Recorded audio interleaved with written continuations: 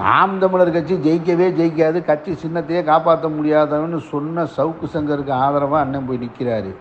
அவனோட பேட்டி கொடுக்குற ஃபெலிக்ஸுக்கு அறிக்கை கொடுக்குறாரு. இதில் அண்ணன்டே பல முறை சொல்கிறேன், அண்ணன் நீங்கள் செய்யாதீங்க அது. அப்போது அப்படி யாரையும் பேச விடக்கூடாதுன்னு சொல்லணும். இன்றைக்கி திருச்சி சிவா எம்பி மையம் நிற்கிறான், படு கேவலமாக பேசுகிறான். அவனோட போய் மல்லு கட்டுறதுக்கு யாருக்கும் முடியாமல் என்னோட மல்லு கட்டி என்ன பண்ண? வணக்கம் துரை, வாழ்த்துக்கள் உங்களுடைய புதிய அலுவலகத்துக்கு. அந்த நிகழ்ச்சிக்கு வர்றதில் ஒன்றும் பெரிய சிக்கல் இல்லை.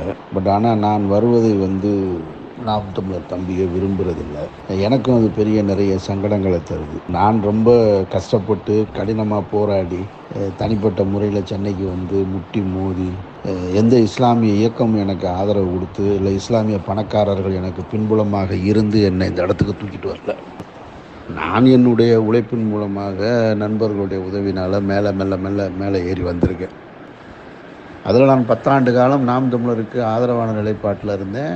ஆதரவு நிலைப்பாடு தான், நான் கட்சிக்காரன் கிடையாது. இதை பல முறை சொல்லியிருக்கோம், பல தடவை சொல்லியிருக்கோம்.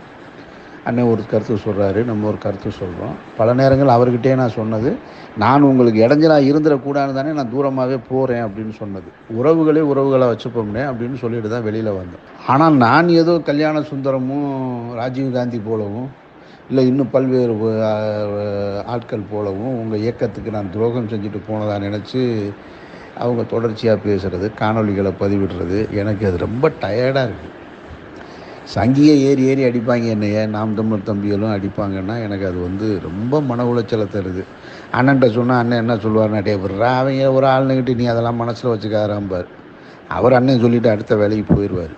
ஒவ்வொரு மாதமும் பயணப்படுறது எனக்கு தான் அதோட கஷ்டம் தெரியும். ஒவ்வொரு நாளும் நான் இதை கடந்து போகிறதுக்கு நான் அவ்வளோ பிரச்சனைகளுக்குள்ளே ஜாஃபர்னு ஒருத்தன் என்னை திரும்ப கீழே மேலே இருந்தவனை கீழே மஞ்சுமல் பாய்ஸ் பள்ளத்தில் தள்ளி விட்ட மாதிரி தள்ளி விட்டு போயிட்டான். இங்கேருந்து நான் போராடி மேலே எந்திரிக்கலான்னு நினைக்கும் போது திரும்ப இவங்கெல்லாம் சேர்ந்து நாம் தமிழர் தம்பியில் அடிச்சுக்கிட்டே இருக்காங்க. அது எனக்கு சங்கடமாக இருக்குது. இது என்னடா எப்போ பார்த்தாலும் இவங்களுக்கு பதில் சொல்லிக்கிட்டே இருக்கிறதா எனக்கு வேலை. நீங்கள் கட்சி நடத்துகிறீங்க, நீங்கள் ஒன்று பண்ணிக்கிட்டு இருக்கீங்க, நான் ஒரு வேலை பார்த்துக்கிட்டு இருக்கேன். அவர் அண்ணன் நானும் சேர்ந்து நின்று ஒரு படம் பார்த்தா உடனே இவரை சேர்க்காதீங்க, இந்த துரோகியை விட்டு வைக்காதீங்க, கருணாநிதி இவர் ஒன்று 2 பேரும் தான் சேர்ந்து மணல் கொள்ளையில் ஈடுபட்டாங்கன்ற ரேஞ்சுக்கு பேசிக்கும் போது இது ஒரு இயக்கம் நடத்துகிறவங்க உங்களுக்கு நீங்கள் இந்த எதிர்ப்புகளை விமர்சனங்களை தாங்கிக்கிட்டு போகிறதுன்றது நியாயம், அதில் லாஜிக் இருக்குது. நான் என்ன பண்ணுறேன், எனக்கு இது தேவையா அப்படின்ற கேள்வி தான் வருது. ஒன்றும் இல்லை, நம்ம ஒரு ஏர்போர்ட்டில் சந்தித்தோம், நீங்கள் ஒரு ஃபோட்டோ எடுத்து போட்டிங்க.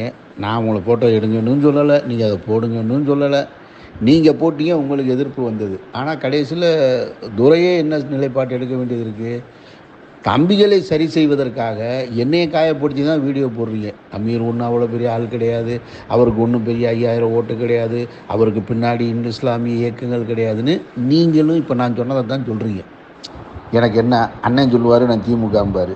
திமுககாரன் என்னை சேர்த்துக்கிட்டு கட்சிக்குள்ளே சேர்த்துக்கிட்டு பொறுப்பு கொடுத்து இல்லை மாதம் வருமானத்துக்கு ஏதாவது ஏற்பாடு பண்ணுறானா? 10 பைசா கிடையாது.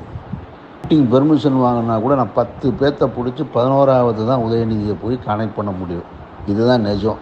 ஆனால் இங்கே இருக்கிறவங்க என்ன சொல்லுவாங்க, அவர் திராவிட இயக்கத்தோட தொடர்பு இருக்கார், அவர் எம்எல்ஏ ஆக போகிறாரு, மந்திரியாக போகிறாரு. அப்படிலாம் இருந்தால் தான் போயிருப்பேனே, நான் ஏன் இப்படி உட்காந்துக்கிட்டு இருக்கேன்? அதெல்லாம் கிடையாது. ஜாபர் விஷயத்தில் கூட ஒரு நாளும் நான் யாருக்கிட்டையும் போய் உதவின்னு எனக்கு கேட்டதில்லை.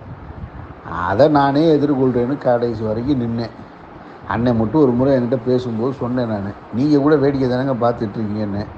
அவர் போய் அதுக்கடுத்து தந்தி டிவியில் சொன்னார். அதுக்கான நன்றியை நான் சொல்லிட்டேன். நீங்கள் நாம் தமிழர் கட்சி ஜெயிக்கவே ஜெயிக்காது, கட்சி சின்னத்தையே காப்பாற்ற முடியாதவன்னு சொன்ன சவுக்கு சங்கருக்கு ஆதரவாக அண்ணன் போய் நிற்கிறாரு. அவனோட பேட்டி கொடுக்குற ஃபெலிக்ஸுக்கு அறிக்கை கொடுக்குறாரு. இதில் அண்ணன்டே பல முறை சொல்கிறேன், அண்ணன் நீங்கள் செய்யாதீங்க அது.